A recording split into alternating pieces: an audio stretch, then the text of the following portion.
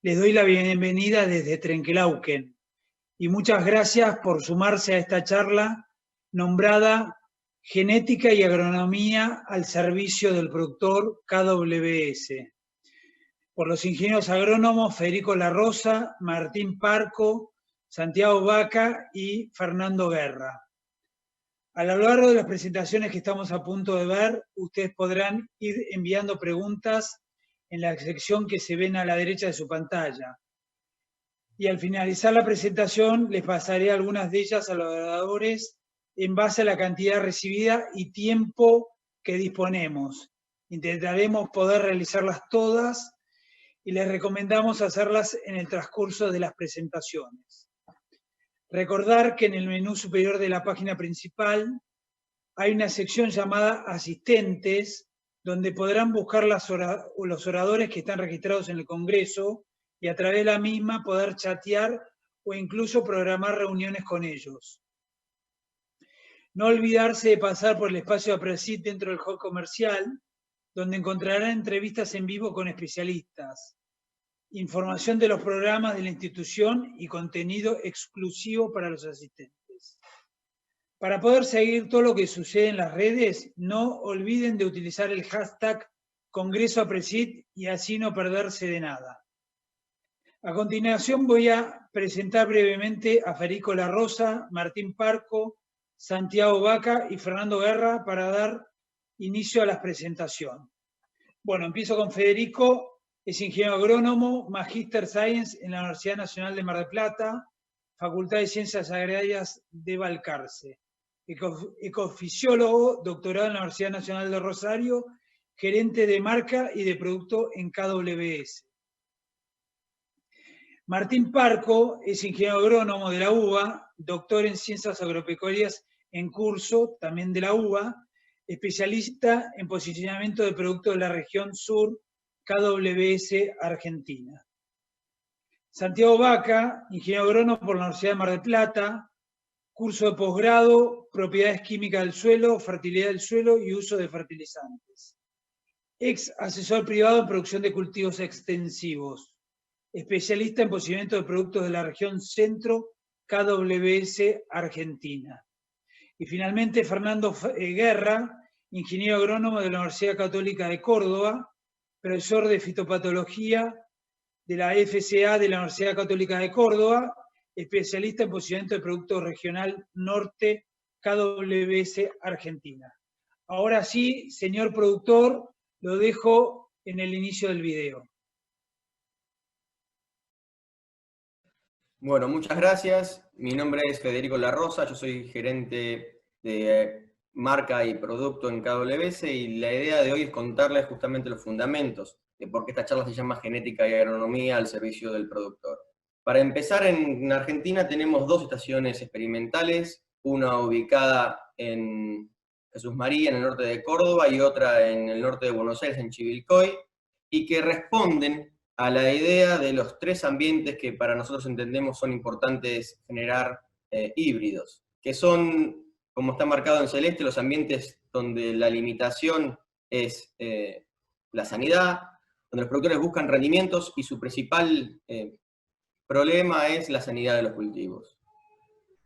Otro ambiente que está marcado con el color marrón, que es el limitante hídrico y que incluye, por ejemplo, los suelos arenosos del oeste, del suroeste de Córdoba, donde el problema no es la cantidad, tanto la cantidad de lluvias, sino así el tema de la retención. Incluye los suelos del sudoeste y sur de Buenos Aires, donde la limitación en muchos casos es por la profundidad de suelo, y incluye también los suelos arcillosos y complicados de Entre Ríos y también alguna parte de Santa Fe y Uruguay, bien digo, donde el tipo de arcilla, si bien tiene un régimen hídrico muy bueno, no permite que los cultivos puedan captar ese recurso del suelo. Por lo tanto, en todos la limitación es el agua.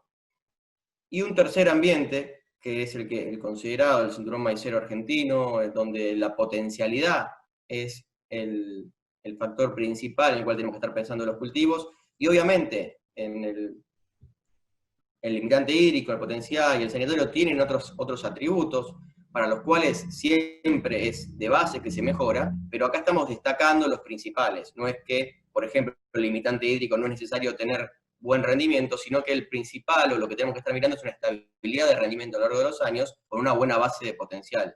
Pero el principal es el limitante. Lo mismo en potencial, hablamos de tener buen rendimiento sin descuidar los otros atributos. Y como les decía, nosotros, para entender el mercado, es que primero nos intentamos basar en entender a los productores, que son los que generan los mercados en cada una de las zonas. Y por eso trabajamos con 7 regionales que están, de alguna manera, representando a los tipos de productores que hay en cada una de las zonas. Por ejemplo, y sus necesidades, claro está. Por ejemplo, en la zona núcleo, como decíamos, están esos productores que apuntan a la potencialidad de rendimiento por el ambiente en que están y también por el tipo de tecnología que adoptan. Y por ejemplo, en la región norte, que estamos marcando ahí, que sería el norte de Córdoba, están los productores, como decíamos hoy, donde la sanidad es un problema, pero que también tiene un nivel tecnológico muy alto. En definitiva, y a modo de resumen, tenemos 2 programas de mejoramiento en Argentina, que están generando nuevos cultivos, que tienen su interacción, y que generan nuevos productos que son avanzados para ser puestos a pruebas en esos 3 ambientes que nosotros entendemos: el ambiente de sanidad, el limitante hídrico y el de potencial. Y como marca este esquema, están interactuando entre ellos y los programas de mejoramiento avanzan para más de un ambiente.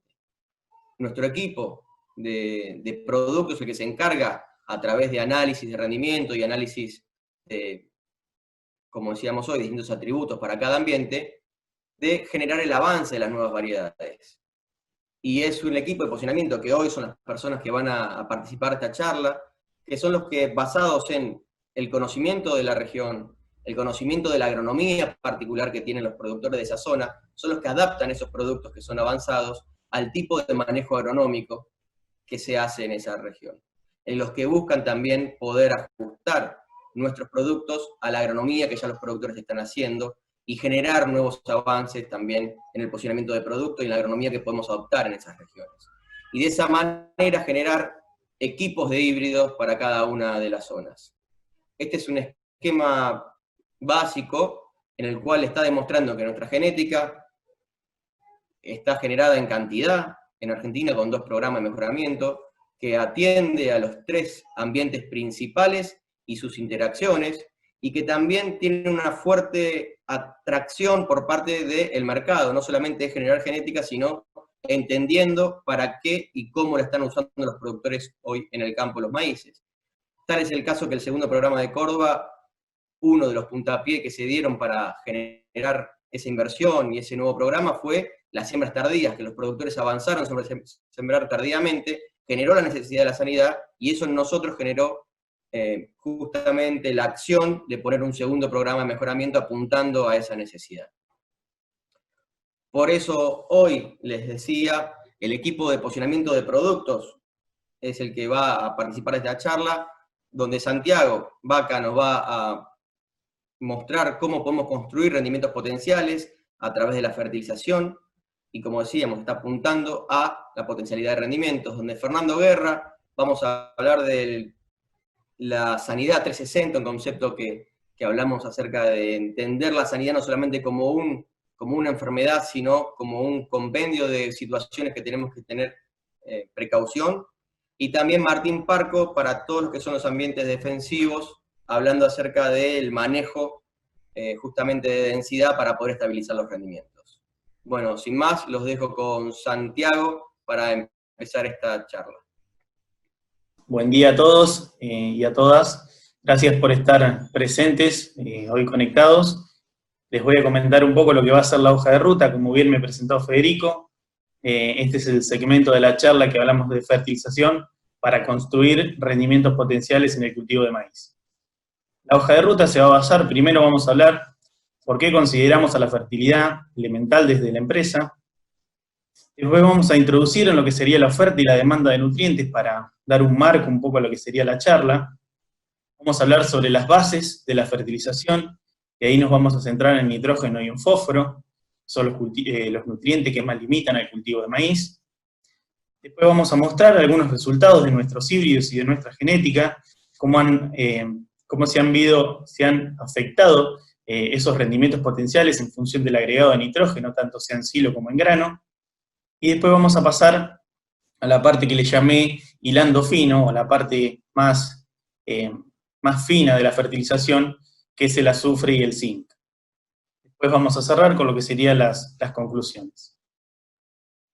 ¿Por qué abordamos las fertilidades de KWS?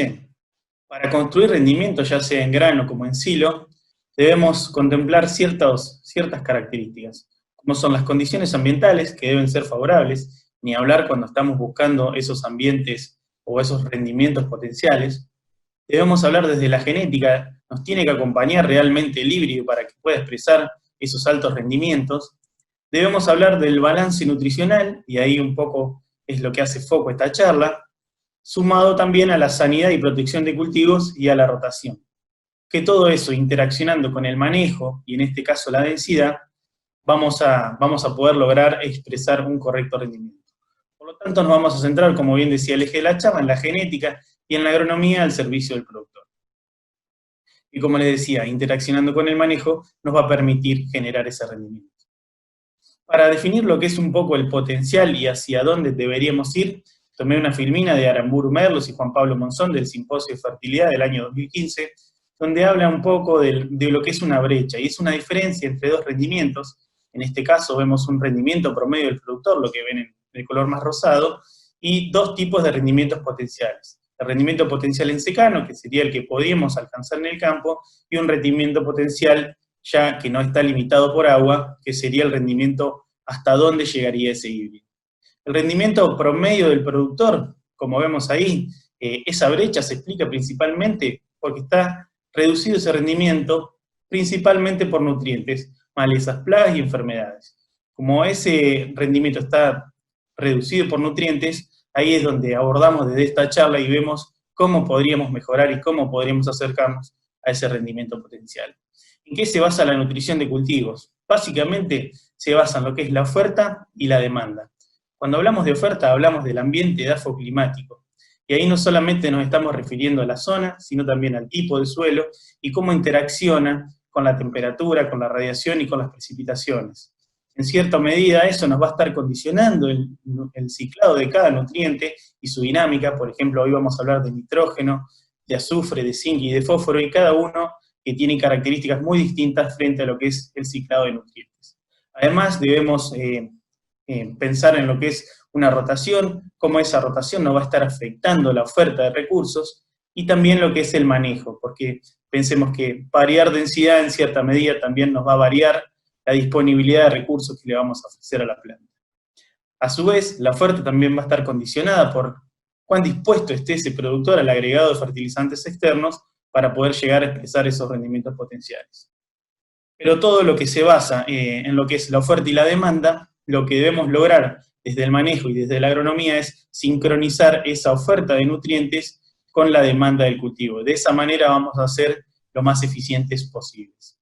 Cuando hablamos de demanda, va a estar condicionada directamente por lo que es el cultivo y su factor de requerimiento principalmente. Hoy nos vamos a centrar en lo que es el cultivo de maíz. ¿Qué nos ofrece el suelo? Y acá, aunque sea algo muy repetitivo quizá, lo que es el muestreo de suelo, en todas las charlas se habla de lo mismo, pero se habla porque realmente en muy poca superficie se está muestreando lo que es la región pampeana.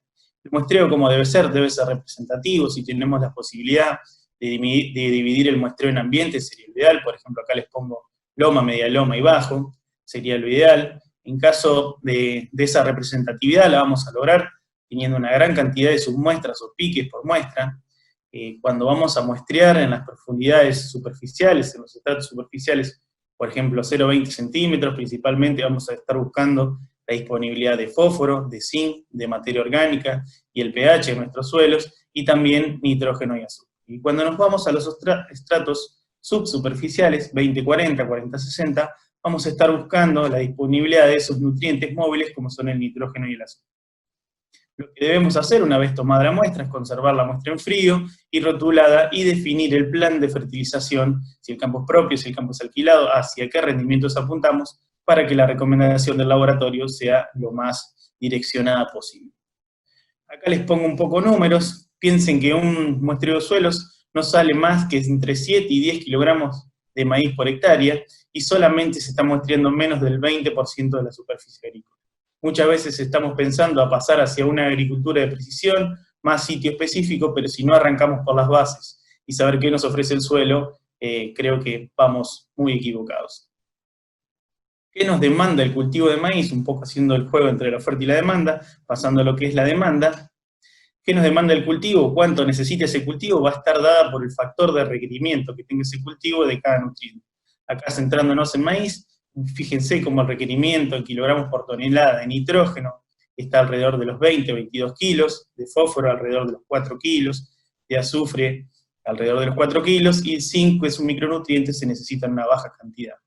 También debemos considerar cuál es la extracción, o sea, cuánto se nos va a llevar el camión de ese nutriente cuando se nos lleva los granos, y eso va a estar muy dependiente de lo que es el índice de cosecha. Fíjense, por ejemplo, la gran diferencia que tenemos entre el fósforo y el azufre. Pasando ya a la base central de la charla y su título, Construyamos rendimientos potenciales, fertilización en maíz, yo un poco acá lo que les quise poner fue que arranquemos por las bases, y arrancar por las bases nos estamos refiriendo principalmente a nitrógeno y fósforo, que son los nutrientes que van a limitar el cultivo de maíz. Para que el cultivo arranque realmente con fuerza y tenga ese vigor de entrada, debemos aplicar fósforo. El fósforo es un nutriente poco móvil, que lo vamos a determinar su disponibilidad en un muestreo presiembra, 0,20 centímetros. Ese muestreo de fósforo se puede hacer también alrededor de todo el año, no solamente se puede hacer en presiembra, y nos va a servir el resultado para más de un cultivo seguramente. El resultado más común a encontrar es fósforo, el indicador de disponibilidad de fósforo, fósforo Bray, para el cual se han ajustado varios modelos. Fíjense acá, les traigo cómo se afecta ese rendimiento relativo en función de la disponibilidad de fósforo Bray. ¿Qué nos va a estar diciendo esa disponibilidad o ese resultado del análisis de fósforo? Si estamos alrededor de entre las 3 y las 18 partes por millón, ahí yo les puse en colorado el color 15, que serían la disponibilidad de fósforo, nos va a estar dividiendo en dos situaciones. Si estamos por debajo de esas 3 y 18 partes por millón, vamos a ser deficientes en el nutriente y vamos a tener una alta probabilidad de respuesta al agregado de fósforo. Ahora, si estamos por encima de esas 15 partes por millón, podríamos decir que no somos deficientes y vamos a tener una baja probabilidad de respuesta al agregado de fósforo. Cuando hablamos de rendimientos potenciales, debemos saber que ese umbral no se modifica en función del potencial de rendimiento y sí va a estar afectado por el tipo de suelo que estemos hablando. La dosis de fertilización con fósforo va a depender de la estrategia, y esa estrategia va a estar condicionada por el objetivo del productor, por la tenencia de la tierra, si el campo es propio o si el campo es alquilado, lógicamente que por el año financiero y por cómo fertilicemos a la rotación. ¿Qué estrategia vamos a elegir? Básicamente hay dos tipos de estrategias, lo que se llama la estrategia de suficiencia y la de reconstrucción y mantenimiento. La estrategia de suficiencia lo que va a buscar es maximizar la rentabilidad, se va a aplicar solamente fósforo cuando el fósforo Bray sea menor a ese umbral que les mencionaba recién. Debemos ser muy conocedores de la respuesta del cultivo al agregado de fósforo, y debemos hacer un muestreo y un análisis muy exacto. Debemos representar muy precisamente ese campo y esa fracción que estamos tomando en la muestra. Es común hacerlo en suelos fijadores o en planteos de arrendamientos anuales, y principalmente lo que busca es reponer solo lo que va a extraer el cultivo.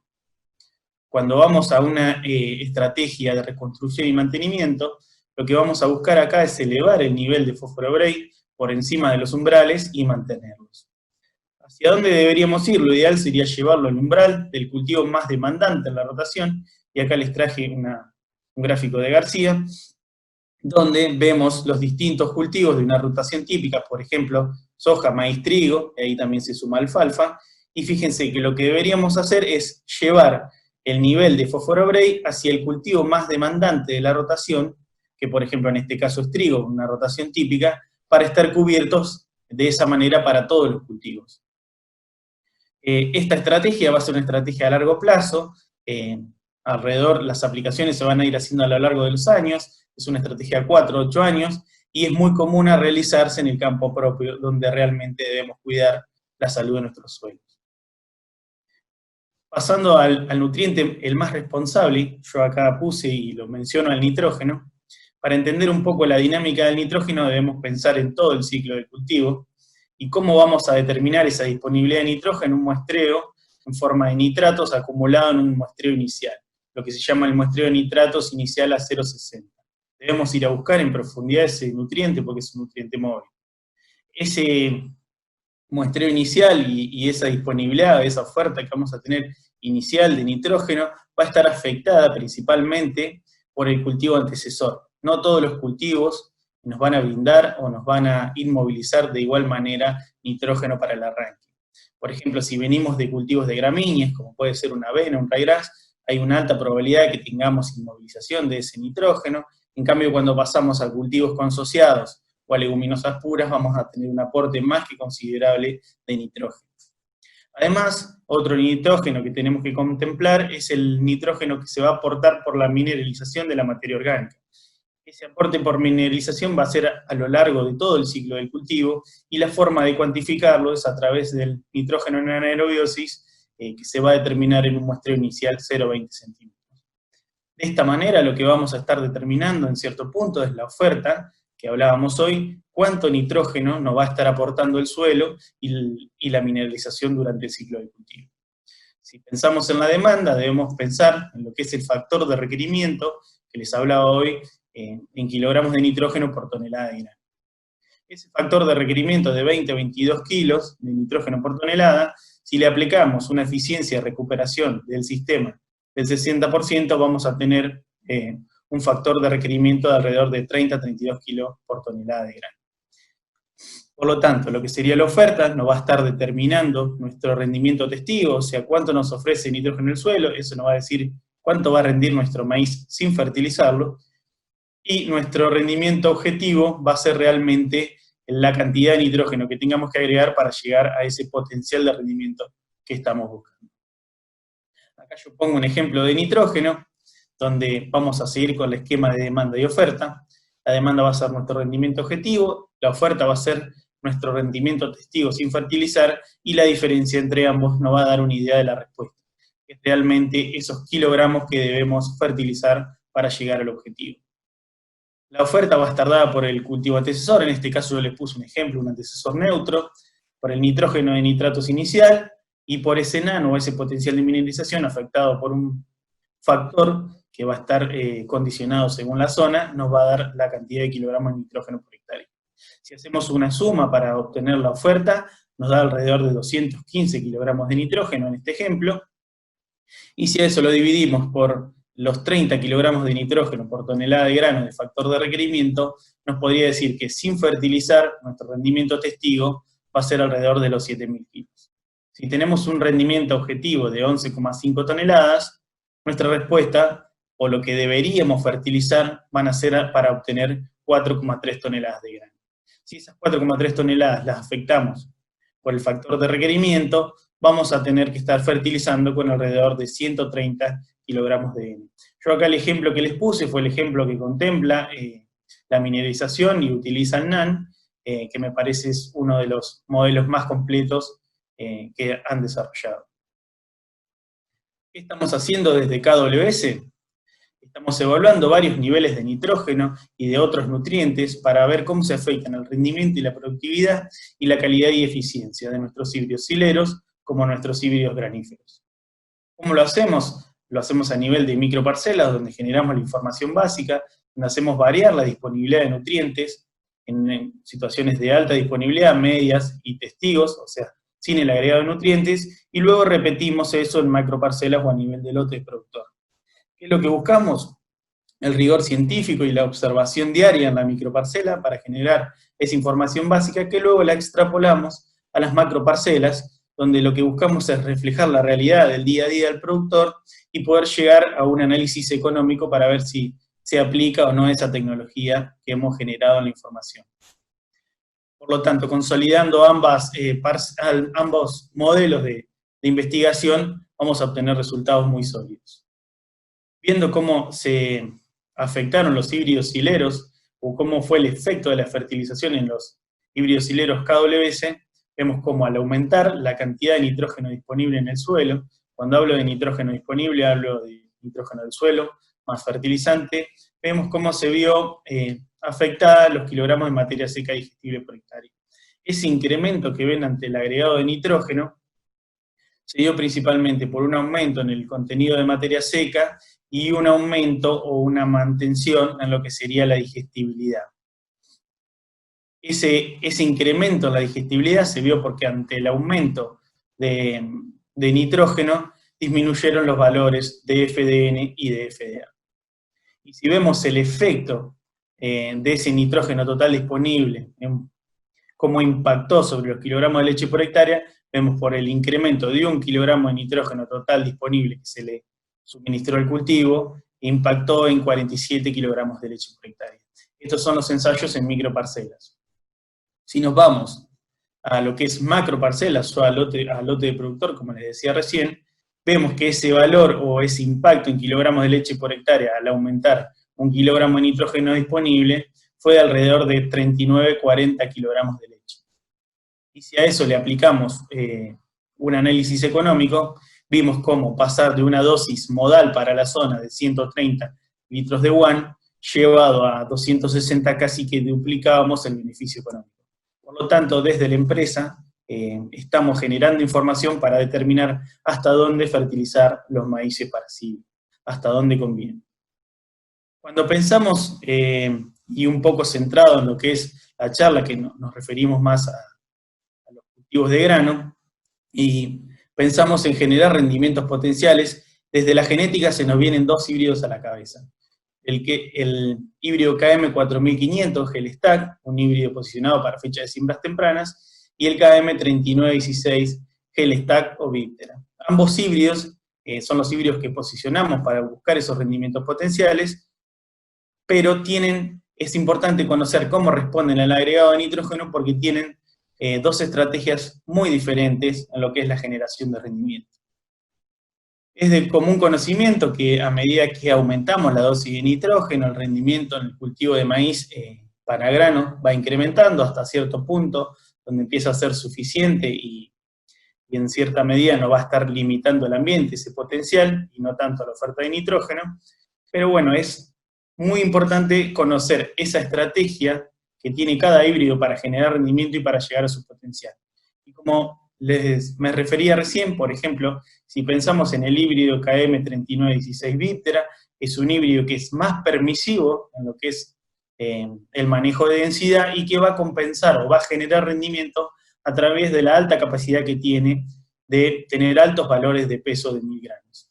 Cuando nos vamos o pensamos en el híbrido KM4500 Gelstack, es un híbrido para manejar las densidades medias, donde su capacidad para generar rendimiento va a estar dada por el incremento en el número de granos, que no solamente lo va a lograr por incrementar los números de granos por hilera, sino también porque va a aumentar la oferta de granos aportando una segunda espiga.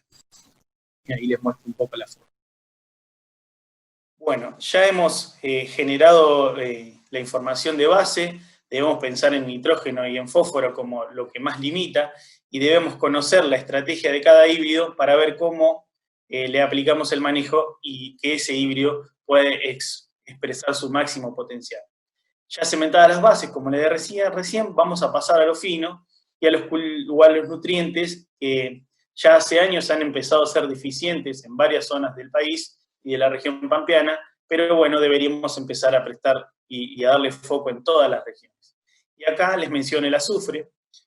Lo complicado del azufre es identificar el problema, porque el análisis de suelo muchas veces arroja resultados variables, por lo tanto lo que se aconseja es hacer franjas con azufre. Si tenemos o pensamos que nuestro lote puede ser deficiente, hacer una franja con suficiencia de azufre, y cuando entre la cosechadora vamos a ver cómo el resultado, si nos indica que hay o no una deficiencia. Otra medida que podemos tomar es, una vez que ya cosechamos, hacer análisis de grano, y si ese valor es menor al 0,1% de azufre, nos podría estar indicando que el lote sería deficiente. ¿Dónde debemos prestar atención o dónde podríamos esperar deficiencias? En lotes con baja materia orgánica, lotes arenosos, en planteos intensivos donde ha caído esa materia orgánica, o donde tenemos bajos valores de azufre de sulfato. Donde no, o donde podríamos pensar que sería más difícil encontrar una deficiencia, en lotes con altos valores de materia orgánica, donde tenemos presencia de napa o agua de riego, que muchas veces trae en su composición algo de sulfatos, o en lotes donde tenemos presencia de tosca. La información generada, y muy importante, que fue generada por el Grupo de Relación Suelo-Cultivo de la Unidad Integrada de Balcarce, nos habla de niveles críticos, no solamente de la disponibilidad de sulfatos. Por ejemplo, acá les muestro cómo a partir de 40 kilogramos por hectárea de sulfatos, podríamos no esperar una respuesta, y si estamos por debajo de ese umbral, podríamos esperar una respuesta al agregado de azufre en el cultivo de maíz. Y si nos vamos al gráfico de la derecha, fíjense cómo también aparece el NAN como un muy buen indicador para el diagnóstico de la respuesta o no a azufre, y como por encima de los 55 partes por millón de NAN, podríamos no esperar respuesta, y si nos vamos por debajo de ese valor, podríamos considerar muy esperable una respuesta al agregado de azufre. Por lo tanto, para cerrar este nutriente, la respuesta promedio en kilogramos de grano es alrededor de los 40-45 kilos por kilogramos de azufre agregado. Por lo tanto, esa aplicación se paga solamente con 10 kilogramos de grano. Fíjense el margen que tenemos para aplicar azufre. Y además, otro punto a considerar del azufre es que es un nutriente que tiene una baja extracción. Por lo tanto, no vamos a estar fertilizando solo al cultivo, sino vamos a estar fertilizando a la rotación, porque en cierta medida tiene cierta residualidad la fertilización con azufre. Fíjense el bajo índice de cosecha que tiene respecto a los otros nutrientes. Y pensando en el otro nutriente que ha aparecido ya hace tiempo deficiente en algunas zonas del país y que deberíamos empezar a monitorear donde no lo hacen, es el zinc. ¿Cómo identificamos el problema? Haciendo un análisis, se hace el diagnóstico, se hace un análisis en el estrato 0,20 centímetros, donde se pide el valor de zinc de TPA. ¿Cuáles son las condiciones predisponentes también para ser deficientes en zinc? Un bajo porcentaje de materia orgánica y lotes arenosos, planteos intensivos donde ha caído la materia orgánica. También el Grupo de Relación Suelo-Cultivo de la Unidad Integrada de Balcarce ha generado varios mapas donde se muestra la pérdida, los bajos, cómo han bajado los valores de los distintos nutrientes causados principalmente por la agricultura. Otro aspecto es la fecha de siembras tempranas, donde tenemos bajas temperaturas del suelo, es más propicio para que se desarrollen deficiencias de zinc, y bajos valores de zinc de TPA. El síntoma típico que muchas veces deben encontrar en el campo es esa clorosis internerval que es característica de la deficiencia de zinc. Ya hay varias información generada. Acá les traje un gráfico de Barbieri del 2017, donde también, a modo de umbral, nos divide por debajo de una parte por millón de zinc de TPA, que estaríamos pensando que podríamos ser deficientes y tendríamos una probabilidad de respuesta al agregado de zinc. Y si nos vamos por encima de ese valor, de alrededor de una parte por millón de zinc de TPA, podríamos pensar que no somos deficientes y tendríamos una baja probabilidad de respuesta al agregado del nutriente. Esa información generada está para usarla. Pensemos que el zinc tiene bajos requerimientos, que cuando se encontró respuesta fueron entre un 5 y un 10%, y que las aplicaciones realmente funcionan cuando existe deficiencia de nutriente. Para cerrar y un poco hacer la conclusión, debemos conocer el estado y la oferta de nuestros suelos, debemos seguir haciendo hincapié en que empecemos a muestrear los suelos. Si existe deficiencia, las eficiencias de uso de cada nutriente superan el costo de aplicación, por lo tanto, si somos deficientes, empecemos a aplicar nutrientes. Construyamos el rendimiento de manera dinámica. Hay muchas herramientas hoy día, como las imágenes satelitales, los sensores remotos que nos permiten, a través del ciclo del cultivo, hacer correcciones en lo que es la fertilización, principalmente nitrogenada, o sea que usemos la tecnología que se ha ajustado. Repongamos nutrientes, es la única forma que tenemos de cuidar la salud de nuestros suelos. Usemos la información que han generado, tanto sea las universidades como el INTA. No nos olvidemos de la fertilidad física de los suelos. Y para cerrar, fertilizar, me gusta un poco esta frase, fertilizar es una inversión, porque realmente cuando somos deficientes en nutrientes, las eficiencias que tienen los cultivos pagan la inversión. Así que realmente acompañemos el potencial que nos ofrece la genética con el agregado de insumos y en este caso la fertilización. Bueno, muchas gracias Santiago por tu charla. La verdad, muy interesante el desafío que planteás de ponernos a pensar en cómo la nutrición integral del cultivo es también parte de alcanzar esos potenciales de rendimiento. Y ahora sí, los dejo con Fernando Guerra, quien nos va a hablar acerca de entender la sanidad como un todo, lo que decimos la sanidad 360. Mi nombre es Fernando Guerra, soy responsable del posicionamiento de producto para la Regional Norte. Vamos a terminar hablando de un poco de lo que es el cuidado del rendimiento con una sanidad 360 grados para tomar varios aspectos.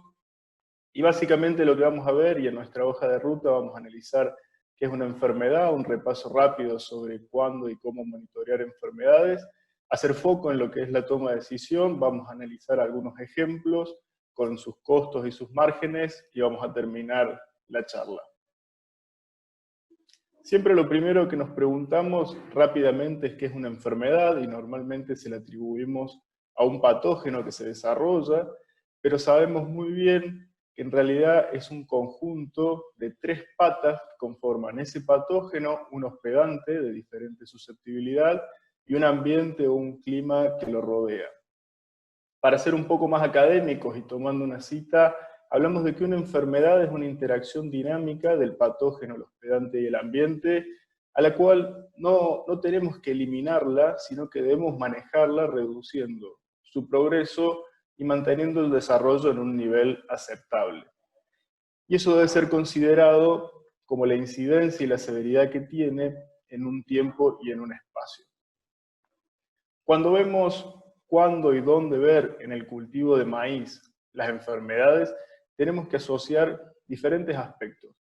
Uno de ellos es cómo se desarrolla el cultivo y cómo la biología de las enfermedades les permite desarrollarse en distintos momentos. Por eso normalmente, en general y en algunas zonas, podemos tener primero el desarrollo de lo que es roya común, por una biología de necesitar más tejidos blandos, por ahí un ambiente mucho más húmedo, mucho más fresco, entonces vamos a verla hacia el inicio del cultivo, en los estados vegetativos, y luego podemos tener algunas manchas, más comúnmente hacia el final del ciclo del cultivo. Eso a su vez afecta a la planta en cómo va generando el rendimiento a lo largo del ciclo. Y vemos que roya empieza a afectar uno de los primeros puntos, que puede ser la determinación del número de hileras, pero también el potencial de número de granos, y hacia el final del ciclo estamos afectando lo que es el peso final del grano. Esto es importante tenerlo en cuenta a la hora de un control o de un manejo, de qué estamos perdiendo, qué estamos ganando, qué estamos protegiendo cuando controlamos una enfermedad. Ahora, sobre cómo evaluar esas enfermedades, lo que nosotros recomendamos es, en etapas vegetativas tempranas, empezar a observar la presencia de las mismas en las 3 últimas hojas desplegadas, y ya cuando empezamos a tener el número total de hojas, empezar a enfocarnos en el tercio medio. Ya cuando pasamos a una etapa reproductiva y hemos definido el momento o la altura a la cual se va a insertar la espiga, siempre recomendamos monitorear minuciosamente qué cantidad de enfermedades podemos tener en estas 3 hojas que rodean la espiga y observar el desarrollo de las mismas en el tercio superior. Como podemos ver en la gráfica, normalmente el tercio inferior recibe mucha menos luz y a su vez también puede cenecer algunas hojas, por lo tanto sabemos también que más del 70% del rendimiento está definido en estos 2 tercios, por lo tanto pasan a ser el objetivo de nuestro análisis o de nuestra evaluación de enfermedades. Así, en un ejemplo muy rápido, cuando vemos tizón común, podemos deshojar una planta y empezar a observar la presencia de enfermedades en el tercio inferior, la presencia de enfermedades en el tercio medio y cómo se encuentra el tercio superior de una planta. Y aquí es donde viene alguno de los problemas que tenemos, que es cómo cuantificar esa cantidad de manchas que tengo ahí o esa cantidad de lesiones.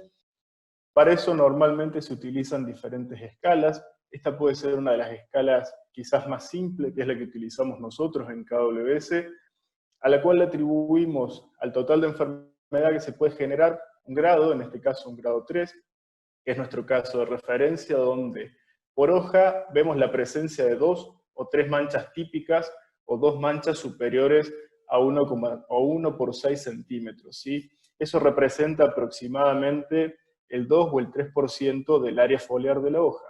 Eso quiere decir que nuestro umbral de control, normalmente de referencia, es tener ese 2 o 3% en cada una de las hojas del tercio medio para empezar a manejar la enfermedad o tener en cuenta alguna acción de control. Cuando queremos graficarlo, y este es un trabajo que ha realizado el doctor De Rossi junto con KWS, en el cual ha tomado la severidad de diferentes hojas y la ha diagramado. El doctor De Rossi hace muy poco ha publicado su tesis en la cual ha hecho una escala diagramática que por ahí puede ser un poco más gráfica que estas imágenes, en la cual vemos que una lesión de un 1%, como se puede observar en esta hoja, corresponde a un dedo meñique o a una tapa de lapicera normalmente, como para tener alguna referencia. Si analizamos otra enfermedad, como puede ser roya común, hacemos una escala muy similar en la cual reducimos el número de grados por el tipo de lesiones que puede generar y ubicamos nuestro umbral de control en un grado 3, que es la presencia de 30 a 50 pústulas dispersas o en una banda, que eso representa el 3,5 de área afectada, lo cual empieza a repercutir dentro del rendimiento. Para graficarlo de alguna forma, podemos ver diferentes grados en las siguientes imágenes, observando un grado 1 como una presencia leve, un grado 2 ya como una presencia de una banda con cerca de 10 lesiones, y después va ascendiendo el grado hasta llegar a un grado 9, que es un grado bastante crítico, donde la misma roya se ha encargado de generar una necrosis dentro de la hoja, lo cual repercute en la transmisión de los fotoasimilados. A su vez también debemos tener en cuenta cómo la biología de las enfermedades o de los patógenos nos va indicando algunas cosas. Podemos ver en roya que sabemos que tiene diferentes tipos de pústula. Esta pústula o estas esporas son las encargadas de generar infecciones nuevas, en las cuales normalmente si pasamos el dedo podemos sacar un polvo de un color marrón, lo cual nos indica que el hongo está totalmente activo. En cambio, cuando los observamos de una manera opaca o negra, sabemos que el hongo ya está inactivo, ha pasado a su fase hibernante y ya no puede generar reinfecciones. Lo mismo podemos observar en lesiones o manchas. Vamos a ver arriba lesiones de tizón y abajo lesiones de cercóspora. Vemos que inician de una forma muy clara, normalmente poco definida, y empiezan a tomar sus formas características hasta establecerse y multiplicarse con la presencia de lo que son conidios, ¿sí? Si observamos la diferencia en estas dos fotos, vemos un color mucho más oscuro, son los conidios que se están formando arriba de la lesión. Eso quiere decir que tiene condiciones para generar nuevas manchas. Ahora, cuando hablamos de las prácticas de manejo de enfermedades, normalmente tenemos como imagen típica una estructura de columnas y un techo, que normalmente esas columnas están compuestas por diferentes partes o diferentes estrategias que podemos analizar, como la rotación de cultivos, la selección de cultivares tolerantes, la época de siembra, la aplicación de fungicidas o los niveles de fertilización. Eso nos lleva normalmente a un manejo criterioso de las enfermedades, y esto quiere decir con generar un criterio, una opinión o un análisis sobre las diferentes estrategias. Nosotros vamos a hablar un poco sobre la aplicación de fungicidas y vamos a tomar rápidamente qué es un fungicida. Y un fungicida es un tipo particular de plaguicida que controla una enfermedad fúngica, inhibiendo o eliminando al hongo que causa la enfermedad y controlándolo de esa manera, a través de la inhibición. No va a controlar a todos de la misma manera ni de la misma forma. Ahora, ¿cuál es la ventaja que tenemos del uso de fungicida por sobre las otras prácticas culturales que tenemos? Básicamente es práctico porque logra controlar a la enfermedad durante el desarrollo del cultivo, podemos tomar una decisión instantánea. Es eficiente porque están desarrollados para controlar satisfactoriamente muchas enfermedades y aumenta el valor, ya que ayuda a estabilizar la productividad del cultivo, reducir los daños, y algunos cultivos que tienen un gran valor que presentan baja tolerancia, podemos mantener su rendimiento y seguir siendo competitivos a través del uso de fungicidas. Ahora, ¿cómo se clasifican esos fungicidas? Bueno, los fungicidas pueden ser de contacto, protegiendo de la infección en el sitio de aplicación, como actualmente lo sabemos con el alcohol en gel, nos permite matar todo lo que está en superficie, o puede ser sistémico, que previene el desarrollo de la infección en zonas diferentes donde se aplicó, y podemos hacer también alguna analogía con algún tipo de bebida que a veces ingerimos y sentimos que nos da algún tipo de inmunidad. También podemos clasificarlo por su modo de acción y por su sitio de acción, que para resumirlo de manera muy breve, es básicamente un diálogo entre el fungicida y el hongo, donde se conversa dónde se van a encontrar y hasta dónde puede llegar uno y permitiéndole la acción del otro. Va a ser ese diálogo donde el fungicida le va a decir, hasta acá podés crecer y a partir de acá no te lo permito, voy a empezar a proteger la planta. Si analizamos también estos modos de acción y tomamos este cuadro del FRAC, que es el Comité Antirresistencia, podemos ver que de todo este panal, de toda esta colmena de ingredientes activos, si queremos conformar un triazol con una estrovirulina, que puede ser una de las mezclas más comunes para el control de enfermedades en maíz, encontramos a la estrovirulina en ese pequeño cuadrante y al triazol en ese otro. Por lo tanto, ya sabemos que es muy complejo. Las empresas que desarrollan fungicidas hacen un muy buen trabajo en estas combinaciones y en tareas de investigación, así que por ahí podemos dejarle a ellos todo este análisis de cómo combinar estas moléculas y empezamos a analizar un poco más cuándo tomar la decisión.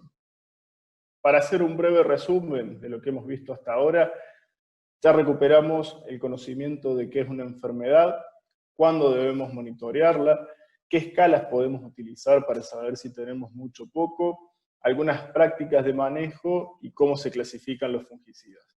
Y lo que normalmente nos pasa es, ¿qué hacemos con esto? Una de las formas es llamar a un doctor, pero no tenemos la posibilidad, ya que muchas veces se encuentra haciendo otra cosa, pero podemos pensar un poco en la medicina. Y la medicina normalmente utiliza tratamientos, no utiliza solamente medicamentos. Y esto quiere decir que los tratamientos son un conjunto de medidas o medios que se emplean para curar o aliviar una enfermedad. Y cuando vemos cómo clasifica los tratamientos la medicina, vemos que lo hace según si actúa de manera individual o grupal, si va a ser conservador o va a ser alternativo, y diferentes clasificaciones. A mí me llamaron la atención dos de ellas. Una es cuando son curativos, que es el que va a ser aplicado, que al ser aplicado se consigue una reversión total de la enfermedad, y el tratamiento sintomático, que es el que calma o alivia los síntomas en aquellas enfermedades que se desconocen o no tienen un tratamiento eficaz. Muchas veces en agronomía utilizamos estos dos tipos de tratamiento, quizás sin saber su nombre, y la fitopatología, que es la que se encarga de estudiar las enfermedades, aplica su propia clasificación a los tratamientos, pero muy relacionada a la medicina. Los clasifica en preventivos, como aquellos que previenen la infección del patógeno antes de que pueda penetrar el tejido del hospedante, como curativos, que son aquellos que mantienen su acción directamente sobre el micelio dentro de los tejidos del hongo ya establecido, o aquellos que son erradicantes, que destruyen ciertos hongos ya establecidos en la planta, y es una acción que generalmente ocurre sobre estructuras externas o fácilmente accesibles del patógeno, como pueden ser los conidios, las fructificaciones o las pústulas. Cuando lo analizamos desde el punto de vista de cómo puede ser nuestro tratamiento y qué está sucediendo el hongo, tenemos dos momentos que conforman el tratamiento preventivo, que es durante la germinación y penetración de los hongos. Luego tenemos el tratamiento curativo, que es en los primeros procesos de desarrollo, y luego tenemos los erradicantes, donde atacan la formación y esporulación de los mismos. Vamos a hablar, con todo esto que hemos visto de manera muy rápida, lo que respecta a la toma de decisión. Normalmente, cuando nos encontramos en el campo, observamos una mancha, determinamos si esa mancha corresponde a una enfermedad o algún tipo de estrés abiótico, analizamos el ambiente de esa enfermedad, conociéndola, como puede ser tizón, como puede ser roya o alguna otra, si puede ser conducente o no, y analizamos qué híbrido tengo, si es susceptible o si es tolerante. Para este ejemplo vamos a tomar la primera de las situaciones, vamos a ver una situación donde es conducente el ambiente, donde es susceptible el híbrido y donde la enfermedad puede ser un hongo. Y normalmente apenas vemos una mancha y analizamos y determinamos esta situación, definimos que sí aplicamos. Al rato lo analizamos un poco más y quizás vemos los costos y la complicación de la logística y decidimos que no vamos a aplicar, que nos vamos a quedar a esperar a ver qué hace el hongo. Después pienso un poco más y normalmente esto lleva unas 3 horas, que es cuando salgo del lote, y empiezo a pensar, bueno, lo aplico, lo espero. Como no puedo decidir porque por ahí nos falta un poco de toma de decisión, nos vamos a ver otro lote que puede estar mejor o peor y eso normalmente nos alivia. Y muy cerca de la tarde, normalmente son las 6:30, 7, que empiezan por ahí a sonar los teléfonos, consulto con otro. Esto es un proceso normal, lo que nos pasa muchas veces es que nos falta ese criterio o esa ayuda para la toma de decisión, así que lo que vamos a ver ahora, vamos a analizar algunos ensayos específicos que se realizaron hace un tiempo para analizar la respuesta de la aplicación de esos fungicidas. Vamos a volver a la campaña 2014-2015 en la localidad de Montecristo, donde vimos tizón y donde proponemos un panorama, un híbrido en su momento susceptible, sembrado en una siembra tardía de fines de diciembre, un fungicida que va a conformar nuestro tratamiento, que va a ser un triazol más una estrovirulina, y unos momentos para definir ese tratamiento que van a ser una aplicación simple en BT, una aplicación simple en R2 y una aplicación doble. Y viendo el diario del lunes, podemos observar que esas aplicaciones se dedicaron a controlar al patógeno y su evolución en diferentes momentos. Las evaluaciones de ese análisis están ahí resaltados los momentos y la severidad a la que se tenía en el momento de la aplicación. Fueron dando diferentes puntos de control de la enfermedad. Podemos ver que la enfermedad no se frenó al 100%, pero sí disminuyó mucho su crecimiento, hasta llegar a un momento final del cultivo donde pudimos tener diferentes porcentajes de control, todos de manera muy satisfactoria, por arriba del 50%, lo cual siempre es muy bueno, pero a su vez también tuvimos diferentes puntos de respuesta o diferencia en la ganancia de kilos. Cuando analizamos esos tratamientos, vemos que si bien la situación parecía descontrolada, pudimos bajar mucho lo que es la situación final comparada con el testigo. Cuando vemos cómo podemos clasificar esa eficiencia que tuvieron los diferentes tratamientos, podemos clasificarlo como un tratamiento que tuvo una muy buena respuesta a nivel de kilos, pero tuvimos que realizar 2 aplicaciones para llegar a una severidad final del 10%, y tuvimos 2 intermedios donde tuvimos más de 700 kilos de recupero con porcentajes de control un poco más bajos. Esos porcentajes de control a nosotros lo que nos determinan es cuándo es el momento óptimo o cómo fue la toma de decisión en ese ensayo, y vemos que una aplicación temprana, ¿sí?, en el primer inicio despegue de la curva de esta enfermedad fue muy positiva a nivel de rendimiento. Una aplicación ya con la curva empezando a subir puede darnos respuestas medias, y una aplicación quizás definida por una fenología entre R2 o R3 puede no darnos la mejor de las respuestas. Cuando volvemos a ver el análisis de la doble aplicación, vemos que estamos bajando la curva en este momento y volviéndole a impedir subir en este momento.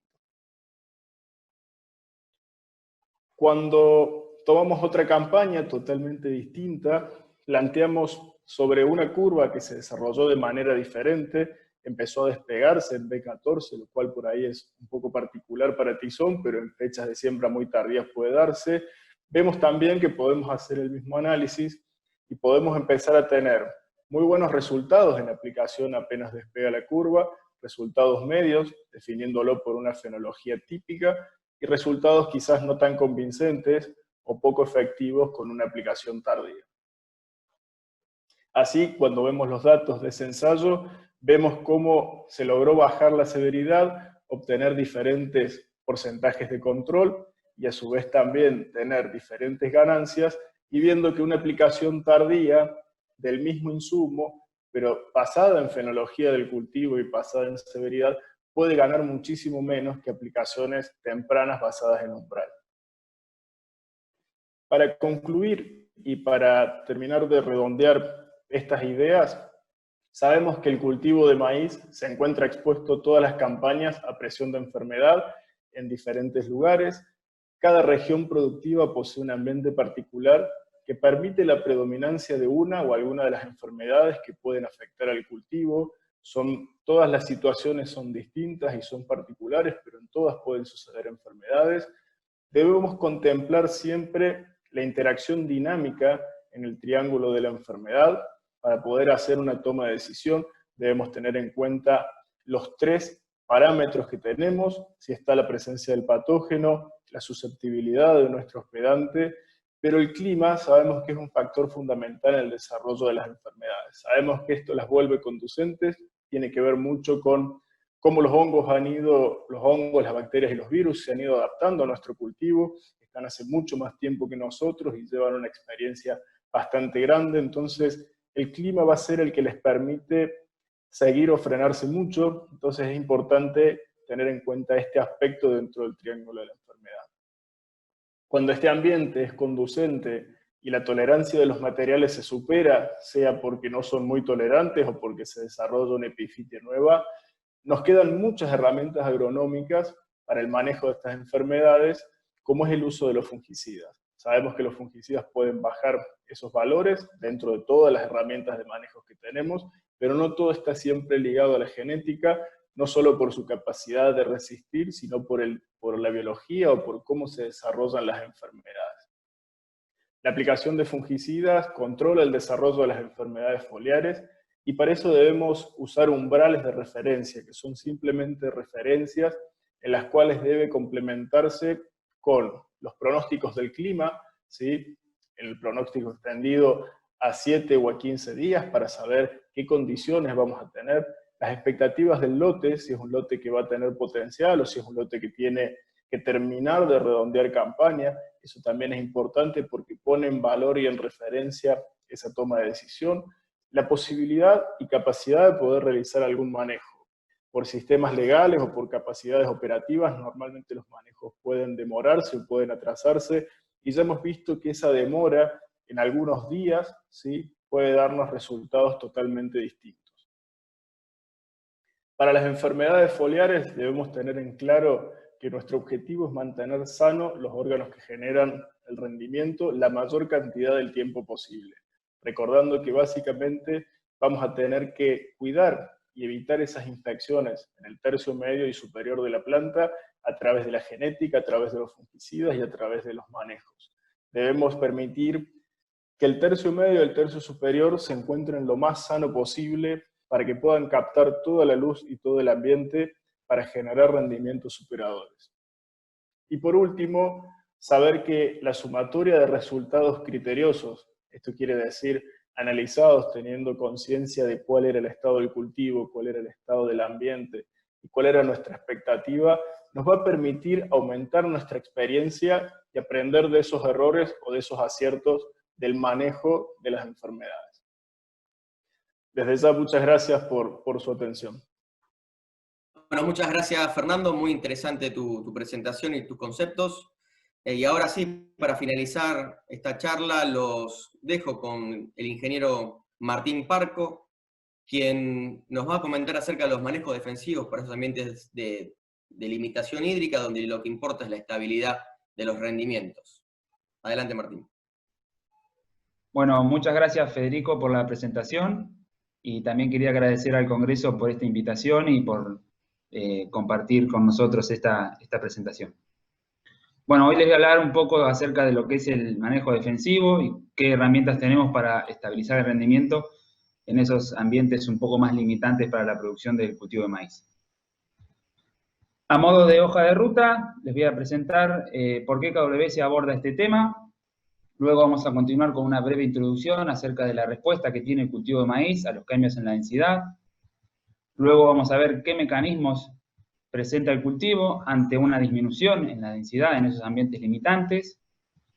Luego vamos a ver qué encontramos, qué resultados obtuvimos, y un breve repaso de lo que se genera en mejor ambiente y cuál es la densidad recomendada para esos mejores ambientes.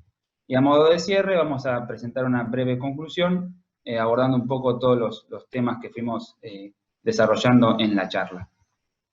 ¿Por qué KWS aborda este tema? Bueno, en los últimos años se generó un cambio en lo que es el área de producción del cultivo de maíz en Argentina.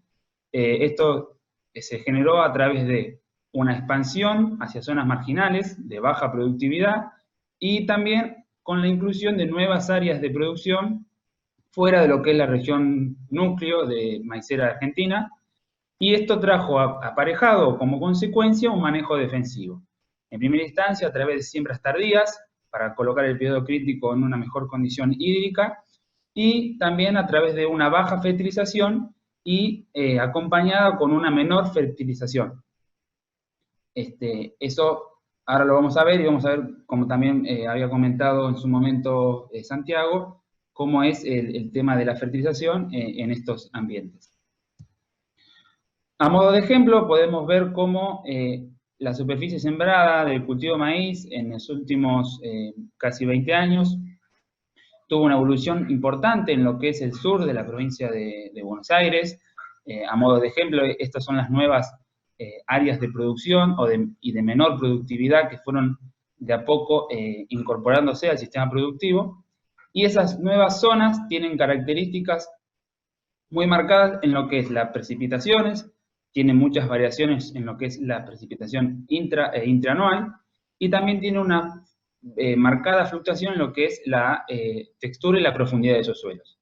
Eso genera ambientes muy heterogéneos que, como bien les comentaba anteriormente, imponen en cierto sentido lo que es un manejo defensivo.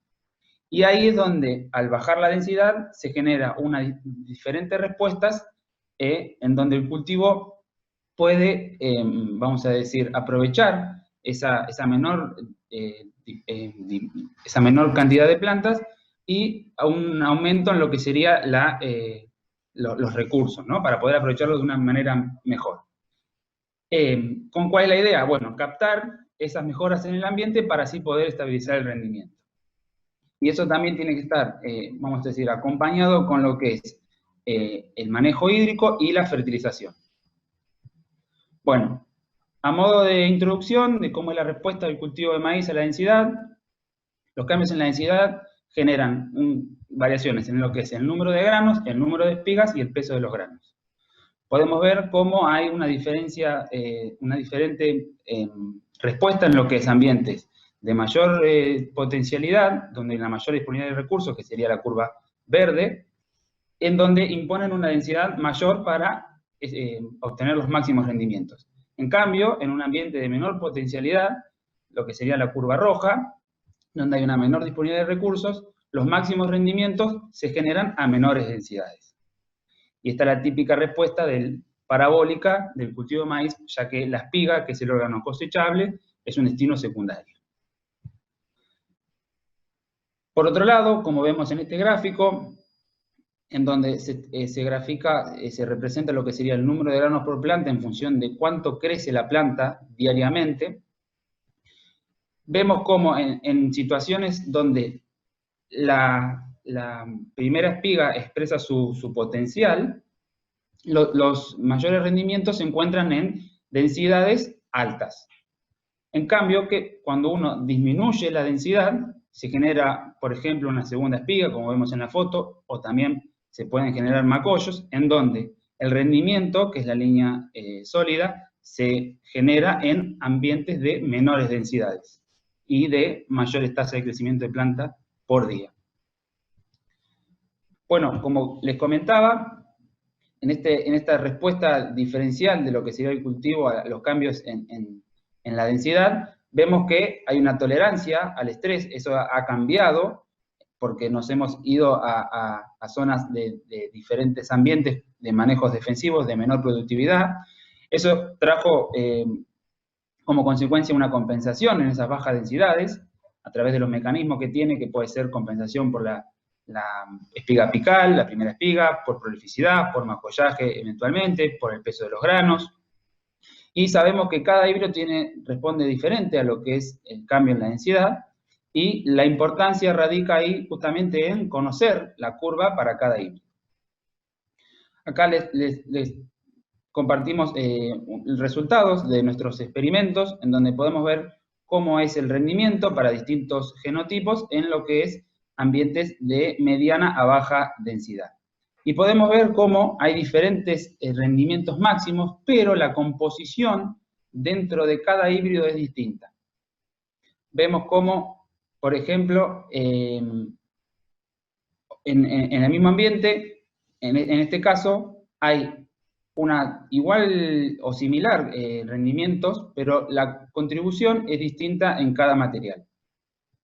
Vemos cómo el aporte relativo del rendimiento, al rendimiento total en el híbrido de la izquierda, principalmente está generado por lo que sería una segunda espiga, en densidades de 2 y 3 plantas por metros cuadrados, a diferencia de lo que sería el híbrido de la derecha, donde tiene una menor contribución. Esto genera que, por ejemplo, el mismo híbrido que comentábamos del gráfico de la izquierda, genera una estabilidad en lo que es el rendimiento ante cambios en la densidad. Eso es un híbrido que uno lo puede sembrar en un planteo de menor densidad y aún así, con esos mecanismos de prolificidad, en este caso, puede mantener rendimientos estables y en buenos ambientes elevados. Esto genera las diferencias en lo que es la respuesta, la curva de respuesta, lo que es el rendimiento en función de la densidad, y como les comentaba anteriormente, vemos como el híbrido KM3927, que sería la línea oscura, tiene una menor curvilianidad, por lo tanto responde de manera similar a los cambios en la densidad. Acá lo que se discriminó fue cómo era ese aporte de las distintas estructuras que tiene el cultivo de maíz, y vemos cómo claramente este híbrido, que es el híbrido del centro del gráfico, tiene un mayor aporte de lo que sería espigas secundarias y a su vez también un poco de aporte de lo que es estructuras de las espigas de lo que sería el macollo. Siempre estamos hablando de densidades de medias a bajas, en este caso de 30.000 plantas por hectárea. Bueno, y en mejores ambientes, ¿cómo sería?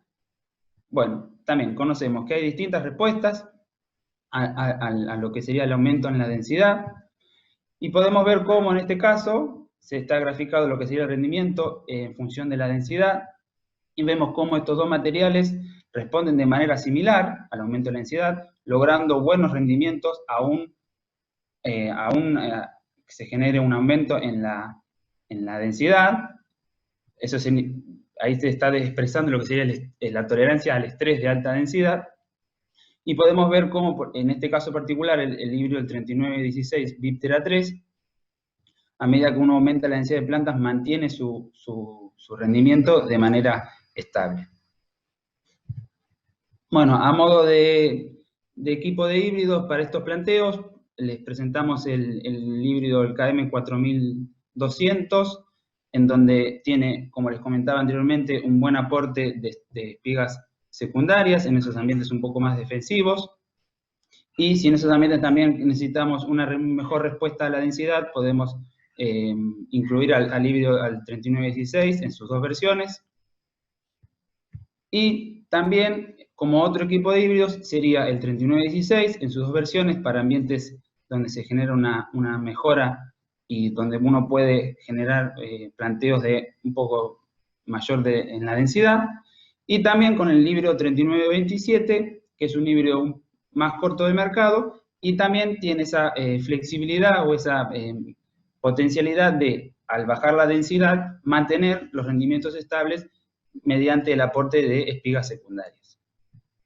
A modo de conclusión, el rendimiento es una gran fábrica con distintos engranajes, en donde está constantemente interactuando lo que sería el ambiente, el manejo y el híbrido, cada una con su componente.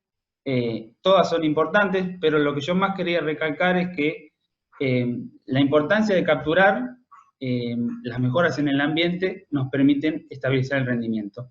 Y como bien dijo Santiago en la presentación anterior, la fertilización en estos ambientes defensivos, de menor densidad, siempre pues, es una inversión. Es lo que genera que esto este sistema esté acompañado y el cultivo de maíz pueda expresar su potencial, sus características, su prolificidad, su macollaje eventualmente. Bueno, muchas gracias por la presentación. Bueno, muchas gracias a todos por estar ahí.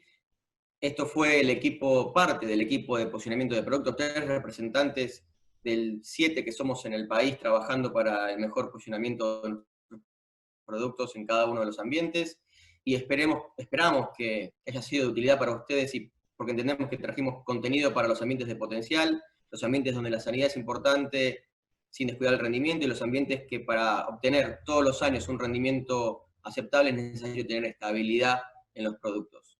Por eso estamos sin dudas dispuestos a responder las preguntas que les hayan ocurrido a través de estas presentaciones.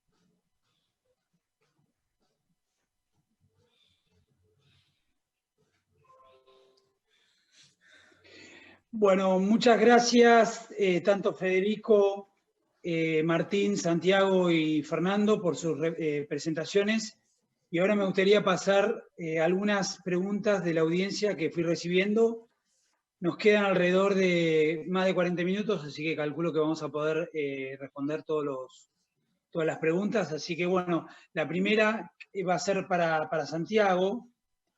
¿Cuál es la importancia, o Santiago, o por ahí Martín? Eso vamos a ver quién se anima a responderla.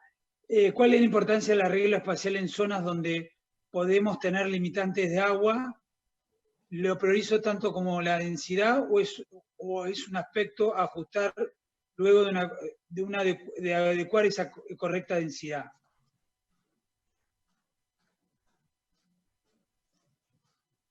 Difícil. A ver, Martín, tenés el muteado ahí, Perdón. ahí, dale. Vamos con Martín entonces. ¿Qué tal? Bueno, muchas gracias. La importancia del arreglo espacial, yo no lo tomaría como más o menos importante, sino sería un conjunto junto con la densidad, pero sí enfocado en lo que es desde el punto de vista de la deficiencia hídrica, como bien comentaban, y no de lo que sería el recurso de radiación, ¿no? Un arreglo espacial por ahí de mayor espacio entre hileras, lo que beneficiaría sobre todo sería en los primeros estadios del cultivo. Y bueno, también hay una leve relación también con lo que sería la proliferación o el establecimiento de lo que serían los macollos en el cultivo de maíz. Y hay un juego muy importante, pero yo no lo pondría como escalón de importancia, sino lo vería dentro de un conjunto junto con la densidad, o sea, un intercambio mutuo, ¿no? Perfecto. Esta por ahí es para Santiago, pero bueno, por ahí Federico o alguien le responde. ¿Qué materiales o híbridos considera adecuados para sitios donde el productor apunta a estabilizar la estabilidad y no tanto el potencial de rendimiento, pues tiene alguna limitante en el suelo?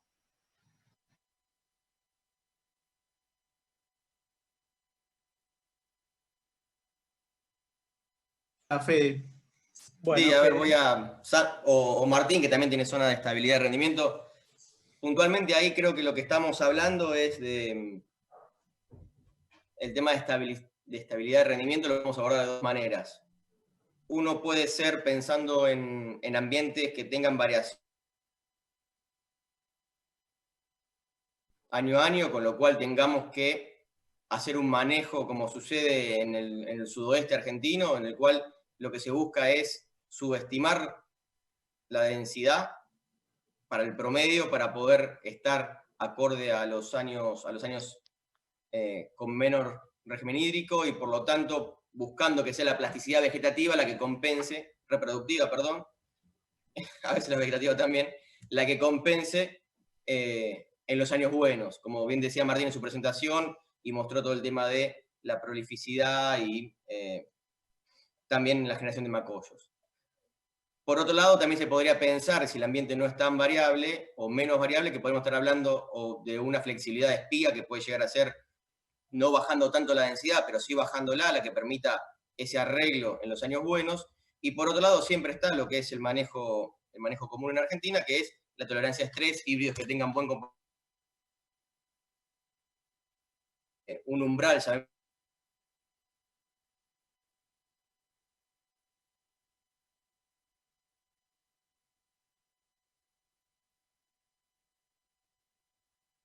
por planta, pueda seguir destinando espiga. Puntualmente en KWS tenemos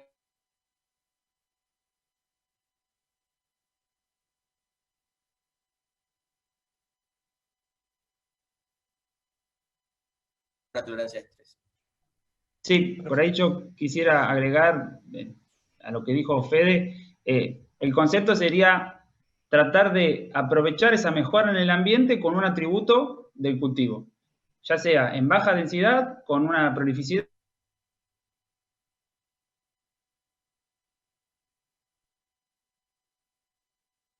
dentro de ese ambiente.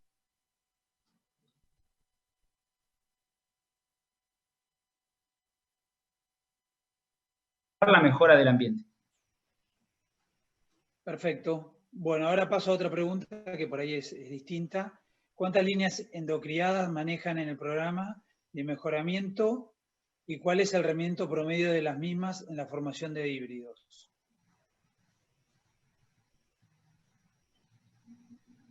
Se quedaron callados los chicos, porque es una pregunta por ahí para el bloque que tuvimos de genética que pasó la semana ayer, que estuvo Alejandro Genín, hablando puntualmente. Lo que sí podemos comentar, nosotros tenemos en Argentina 2 programas de mejoramiento genético, y lo que hay son, nosotros medimos por híbridos, el programa mejor que tenemos en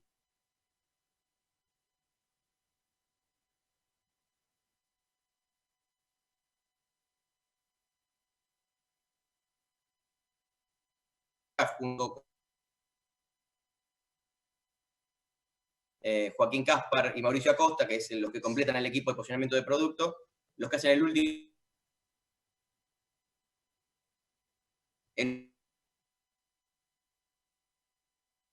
a veces lanzamiento entre 1, 2 o 3 híbridos al mercado nuevo. Bueno, ahí me dicen que, Federico, que tenés algún problema del audio, así que vamos a tratar de a ver si... Pero bueno, me parece que se escuchó y seguimos, si no, los demás chicos lo suplantan. ¿Visualizan interés en los productores sobre niveles de micronutrientes en el suelo? Si es así, ¿cuál piensa que es el micronutriente que puede estar limitando la expresión potencial de los materiales utilizados? Bueno, la realidad que sí, que visualizamos interés en los productores. Cada día que recorremos las distintas regionales nos encontramos con distintas problemáticas. Los micronutrientes, si bien se dan en algunas regionales o en algunos sitios y en otros no, el productor realmente se está interiorizando en el tema y cada día está siendo más intensivo en el uso de recursos. Realmente, si no fertilizamos, no vamos a explotar esos potenciales genéticos que pueden brindar los híbridos. Y en función a cuál es el micronutriente que mayor está limitando el cultivo de maíz en la región pampeana, yo estaría pensando en el zinc, que un poco hablé durante la presentación, y creo que es un nutriente de fácil determinación si somos o no deficientes, y cuando realmente somos deficientes, las eficiencias del uso de la aplicación de zinc nos da una respuesta que en promedio va entre un 5 o un 10%, son los resultados de los ensayos y de los trabajos que se han publicado. O sea que veo más que interesante esa preocupación por los productores por empezar a prestar atención en los micronutrientes, no solo por una cuestión de respuesta, no solo por una cuestión de explorar ese potencial de rendimiento, sino también cuidar la salud de nuestros suelos, porque pensemos que venimos de más de 100 años de agricultura, con una extracción continua, no solamente de micronutrientes, sino de los macronutrientes, y bueno, creo que es por el camino que tenemos que ir, empezar a devolverle un poco al suelo lo que nos hemos llevado durante todo este tiempo. Perfecto. Y antes de pasar, Santiago, me impresionó lo que dijiste de que nada más que el 20% se muestrea de suelo, ¿no? Eso me parece que es un signo importante a tener en cuenta y tratar de trabajar, ¿no? Porque eso es un problema nuestro de los productores que no sé, estamos fallando en eso, ¿no? Entre un 20 y un 30%, Hernán, aproximadamente, según la fuente de la región pampeana, se está muestreando. Y pensemos, ¿no?, qué disparidad que hay entre productores, algunos pensando en agregarle el nutriente al lado de la semilla, haciendo un manejo de densidad variable, un manejo de fertilización variable y de sitio específico, y otros tan lejos sin determinar qué es lo que realmente nos va a estar ofertando el suelo. Sí, la verdad que sí. Ahora otra pregunta, a ver, ¿cuál es el material de KWS que destaca calidad silera? No sé quién me quiere responder. Como bien dijo Federico, además de tener 2 planes de mejoramiento, tenemos en la empresa 2 líneas de selección de híbridos, una línea de selección de híbridos para grano y una línea de selección de híbridos para silo. Si vos me preguntás qué híbrido sería el adecuado para un planteo silero, yo te tendría que preguntar, o te tendría que repreguntar, ¿en qué ambiente quieres usar ese híbrido? ¿Está buscando potencial? ¿Está buscando estabilidad? Realmente la regionalización de la empresa lo que nos permite es hacer esa recomendación según lote, según ambiente, del híbrido adecuado. Hoy día en el programa de aptitud silera tenemos 2 híbridos, que son los principales, posicionados para fecha de siembra temprana, y otro para fecha de siembra tardía, como son el KM4020, Gelstack y Viptera, y el KM4360, Gelstack para lo que es fecha de siembras tempranas. Además tenemos oferta de híbridos graníferos con aptitud silera, que también nos permiten interactuar en esos planteos que por ahí el productor no sabe si va a picar todo el lote y quiere dejar el híbrido a cosecha. También tenemos oferta de materiales para esos planteos. Perfecto. Por ahí para Martín, la siguiente pregunta es, ¿con manejo de la densidad se puede modificar la digestibilidad de la materia seca? Martín o el que sea, ¿no? No quiero Sí, decir quién habla. El concepto sería dentro de lo que es la materia seca digestible, el grano, porque lo que mostramos es más de grano, pero dentro de eso el grano es un componente, y podemos pensarlo desde el punto de vista de que uno, al bajar la densidad, lo que está haciendo es liberar recursos a la planta, ¿no? Una mayor oferta de recursos, y eso podríamos pensarlo que le estaría dando una ventaja en lo que sería cuánto tiempo va a estar el cultivo de forma vamos a decir, verde, ¿no? Para poder picarlo, y eso le podría dar una ventaja en lo que sería la materia seca digestible, en esos planteos un poco más defensivos, de menor densidad. Perfecto. Bueno, acá hay otra pregunta, ¿podemos pensar en nutrición de maíz a través de cultivo de servicio a base de vicia para contribuir a lograr sistemas de mayor estabilidad, dejando de depender de insumos químicos? Es una pregunta y dice, si es así, ¿están realizando ensayos al respecto? Creo que además de todos los servicios ecosistémicos que nos brindan los cultivos de servicio, uno de los más importantes es la nutrición, Hernán. Y cuando hablamos de bricia, precisamente, al ser una leguminosa, ya hay bastante conocimiento sobre el aporte de nitrógeno que nos brinda la mineralización de sus residuos. Por lo tanto, creo que más que tentadora y más que productiva la alternativa de integrarlos dentro de la rotación, porque realmente ese aporte de nitrógeno, que lo vamos a capitalizar durante el ciclo del cultivo, nos va a hacer que disminuyamos el agregado de nitrógeno, fuente fertilizante, y además nos va a estar dando estabilidad al sistema, ¿no? Y al resto de los servicios que vos decías. Y si estamos haciendo ensayos, tenemos ensayos, y estamos, este año vamos seguramente a generar una línea de investigación firme sobre cómo responden nuestros híbridos y nuestros materiales en lo que es cultivos de servicio, no solamente en silo, sino también en grano. O sea que estamos trabajando en esa línea también. Perfecto. Acá hay una pregunta que también va sobre ese tema. Si el efecto del mulching del cultivo de servicio puede ser un sitio hospedante de patógenos, si las especies utilizadas en el cultivo de servicio y el cultivo de grano comparten enfermedades.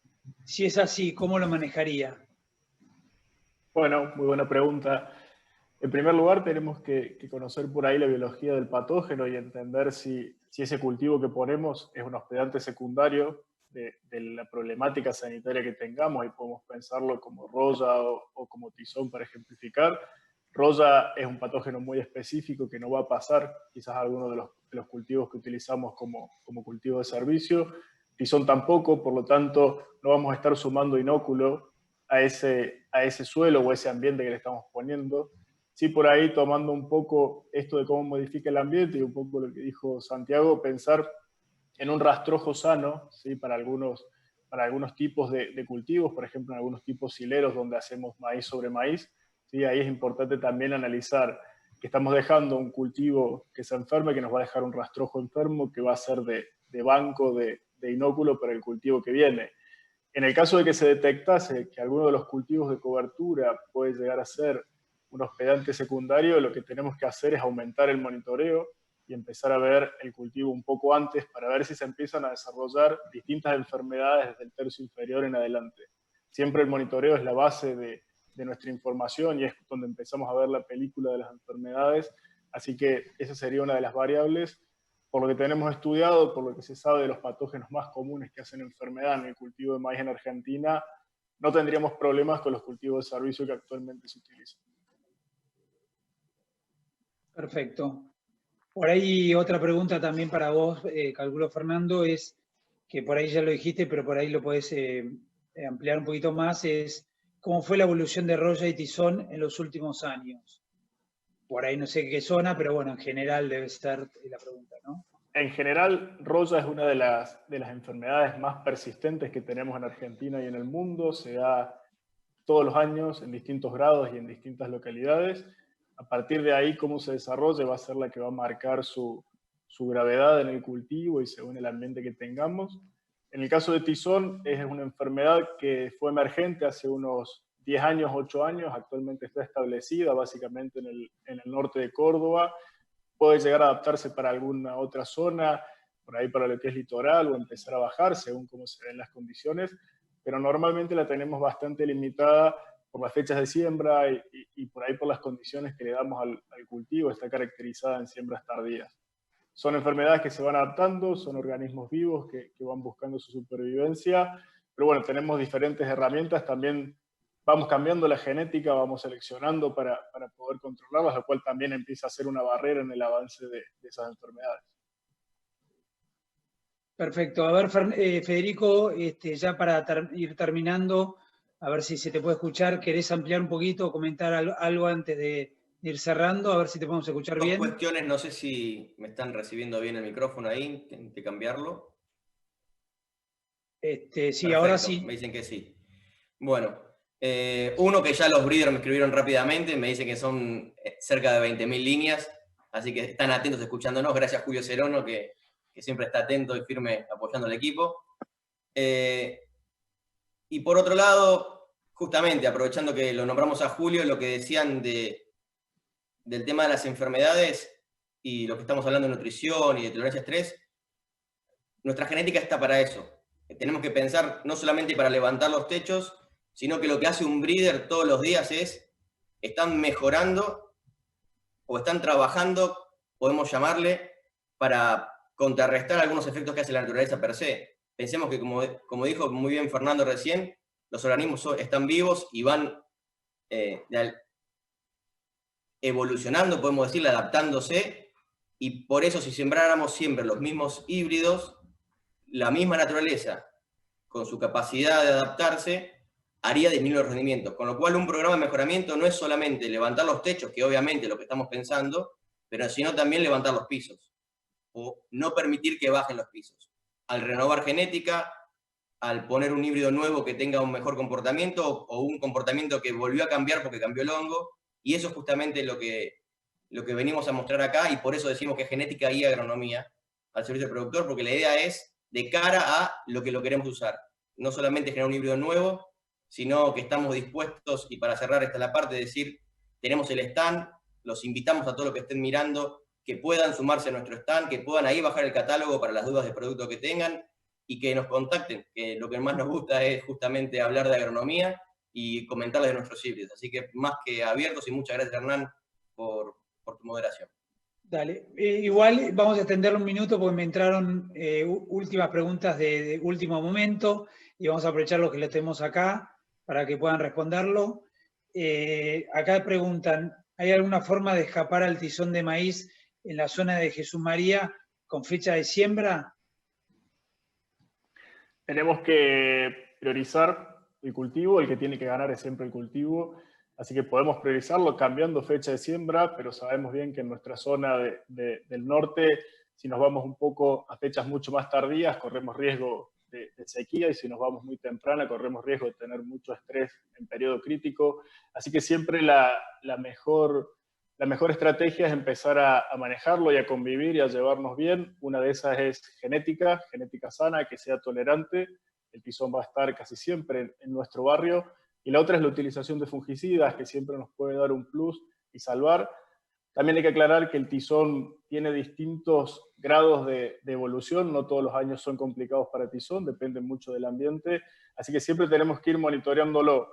Si nos queremos escapar 100%, vamos a entrar seguramente en otro problema.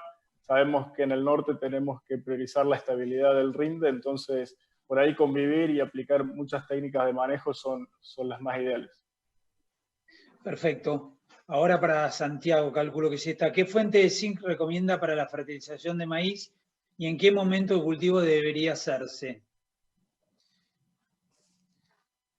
Cuando hablamos de fuente, yo te voy a contestar diciéndote que lo que debemos discutir más que nada es la dosis y no es la fuente. Las fuentes utilizadas en zinc pueden ser un recubrimiento de semilla, algún recubrimiento, algún fertilizante sólido. Realmente todas las fuentes, hay varias, tienen muy buenas eficiencias. Por lo tanto, yo recomendaría usar dosis entre 1 o 2 kilos por hectárea. Con eso creo que estaríamos cubiertos en lo que es zinc. Y le prestaría más atención a dárselo en el arranque del cultivo principalmente. Perfecto. La última pregunta sería, ¿qué híbridos recomiendan para el maíz de segunda con fecha de siembra del 20 al 25 de diciembre y para otra del 5 al 10 de enero en zona de 3 arroyos? Sería una pregunta bastante específica, pero bueno. Martín. Yo primero preguntaría en qué zona o en qué región, porque teniendo en cuenta el largo de ciclo, ¿no? Y Acá me preguntan, no sé si entendiste, 3 arroyos, el sur. Ah, perdón.